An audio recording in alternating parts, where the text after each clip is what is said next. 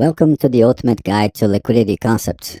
In this video, you're going to have access to elite level knowledge about liquidity and how it's used by the smart money.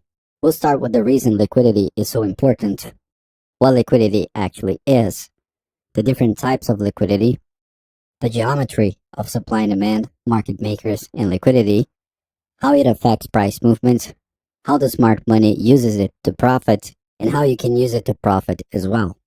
If you want to support the ongoing creation of high-quality videos like this one, please click the like button, subscribe, activate notifications, leave a comment, and share this video with your trading community. That helps the channel tremendously. Let's now jump right into liquidity concepts. So why is liquidity important? Liquidity is the fuel for the smart money to drive the market in specific situations. One important thing you need to understand is that it's not like the smart money manipulates the retail herd because it's an easy thing to do. They need the liquidity provided by retail traders in order to profit. So the smart money uses liquidity as a tool to profit, and the retail traders mostly provide this liquidity due to the unawareness of how the smart money operates. If you don't understand how liquidity works, you are merely going to provide it at the expense of your capital instead of taking advantage of it. So it's critical that you learn about it. But what is liquidity, after all? Nowadays, there are a lot of people talking about liquidity without actually knowing what it means, and that creates a lot of confusion later in the process. Liquidity is not a destination in the price chart. It's a mean or a tool for the smart money to move the market strategically. It's an essential gear in the smart money machine, so to speak, but it's not exclusive to the smart money. Any market participant needs liquidity. When you place a long trade, there must be someone else on the other side willing to sell it to you at the same price. Liquidity exists because market participants have different perceptions of the market. That means someone is willing to sell what someone else is willing to buy at the same price. This would not happen if price perfectly reflected value.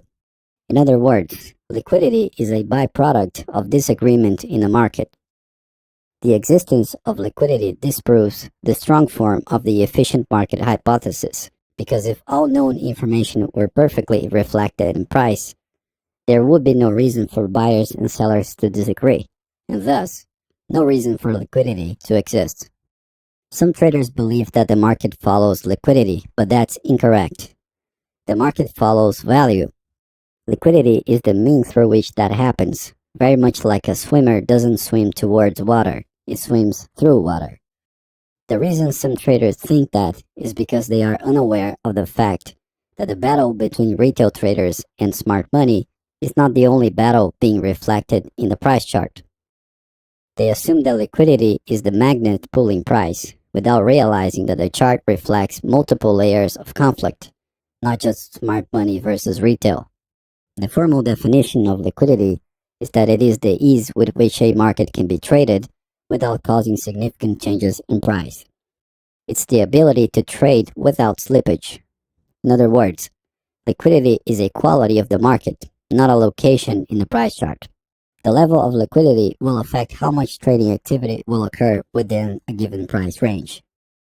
So how does liquidity affect price movements? To fully understand how liquidity affects price movement, we need a visual representation of what is called the depth of market, also called the DOM. The depth of market will show the total number of contracts, shares, or lots in the form of limit orders above and below the current price. The size of the horizontal bars is proportional to the depth of the market. Here we need a few ideas to understand the mechanics of how price goes up and down. The orders you see in the depth of market are only limit orders. So above the current price, we have the sell limit orders in the ask column, and below the current price, we have the buy limit orders in the bid column. Limit orders are passive because they don't initiate price movements. What in fact initiate price movements are market orders, and because of that, they are considered aggressive. Another crucial concept here is that a market order must always match a limit order. So let's say, for example, that buyers want to trade. They will place market orders that match the lowest ask price until all those limit orders are consumed. When that happens, the next level above will start to be consumed. The main lesson you need to grasp here is that the lower the number of orders in a price level, the less trading activity is required to consume that level and move on to the next.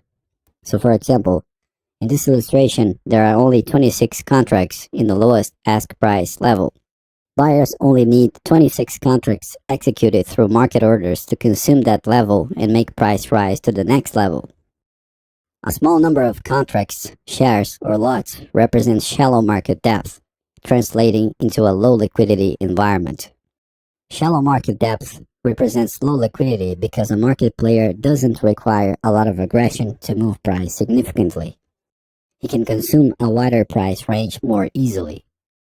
A big number of contracts, shares, or lots represents a deep market, translating into a high liquidity environment. A deep market represents high liquidity because a market player requires a lot of aggression to move price significantly. A lot of trading activity causes a small price movement in that case. This intuition is absolutely critical for you to understand how the smart money operates and how important liquidity is for the market infrastructure. Going back to the formal definition, liquidity as a broad term is the ease with which a market can be traded without causing significant changes in price, period. That should be crystal clear to you before we continue. With that said, there are different types of liquidity you should know about.